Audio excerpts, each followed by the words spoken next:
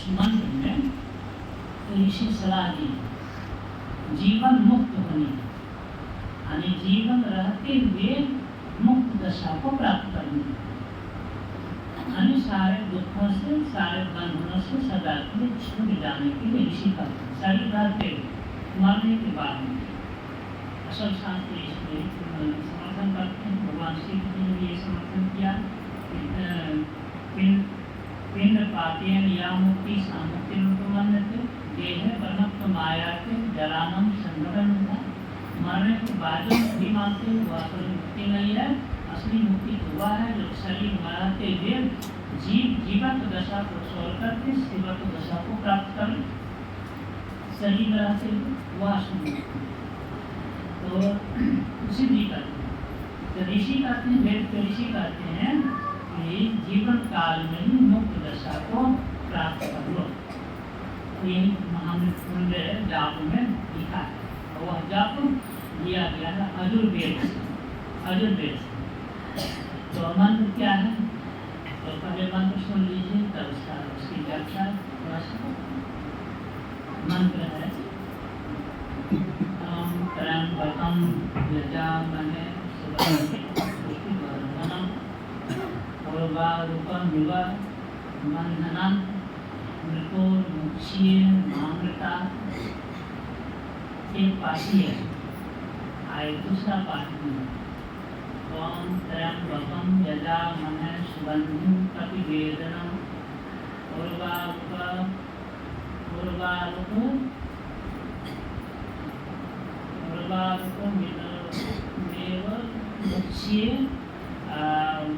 मामृता। दूसरा इसका अर्थ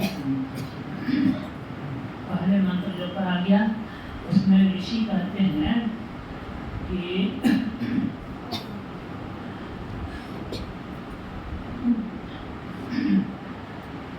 पहले इस तरह से त्र्यंबकम माने तीन शक्तियों से संपन्न जो परमात्मा है,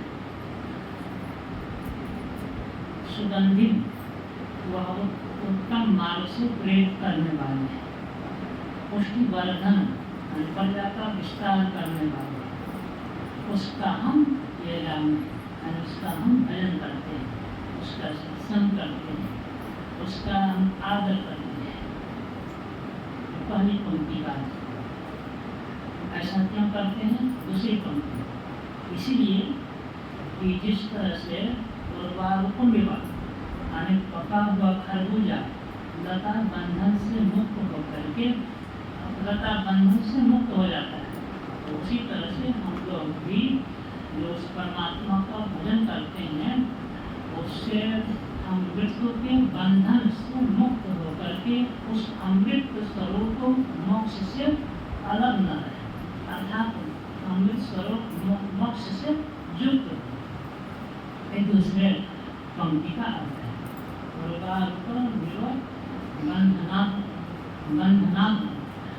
मृत्योर मोक्षीय मामृता। और दूसरे मंत्र का भाव ये है कि स्त्रियां परमात्मा से प्रार्थना करती हैं कि हे प्रभु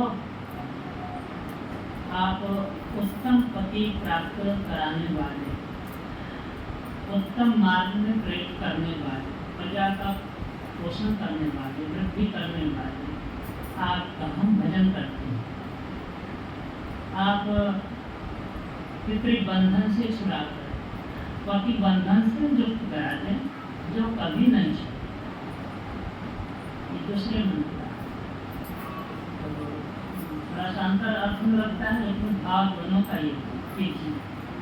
पहले मंत्र में ऋषि कहते हैं कि जिस तरह से पका हुआ खरबूजा बंधन लता के बंधन से मुक्त हो जाता है, उसी तरह से जो सत्संग करके ज्ञान को ठीक से समझ भूल गया है, परिपक्व हो गया है, तो वह उस त्रैगुण संपन्न परमात्मा का भजन करते। परमात्मा तीन शक्तियों से युक्त महाशक्तिमान है। तीन शक्ति क्या है? रजोगुण की शक्ति, उत्पादक शक्ति, सतोगुण की शक्ति अर्थात पालक शक्ति और तमोगुण अर्थात विनाशक शक्ति। परमात्मा तीनों, परमात्मा की मौज से सृष्टि बनी है और उन्हीं की मौज से टिकी हुई है और उन्हीं की मौज से इसका विलय भी हो जाएगा। ये प्रकृति द्वय, उत्पत्ति द्वय, भोवय प्रभु की मौज से ये अजा अनाद्या क्षण भिन्न कहना चाहिए। तो सब शक्तियों से युक्त परमात्मा है, वही जीव को उत्तम मार्ग से में प्रेरित करती है। अर्थात भजन भक्ति का जो मार्ग है, ज्योति मार्ग शब्द मार्ग, उस मार्ग में प्रेरित करता है। और वही परमात्मा प्रजा का वर्धन भी करता है, प्रजा का विस्तार भी करता है और वही जीव को बांध भी रखता है। उन्हीं की मौत से जीव संसार चक्र में घूम भी रहा है। तब प्रार्थना करते हैं कि हम, हे प्रभु, हम आपका भजन इसलिए करते हैं कि इस बंधन, जन्म मृत्यु के जो बंधन है जिसमें हम पड़े हुए हैं, इस बंधन से छूटकर मोक्ष स्वरूप, अमृत स्वरूप मोक्ष को प्राप्त करके उससे विमुक्त न हो, अर्थात उसमें तद्रूप हो।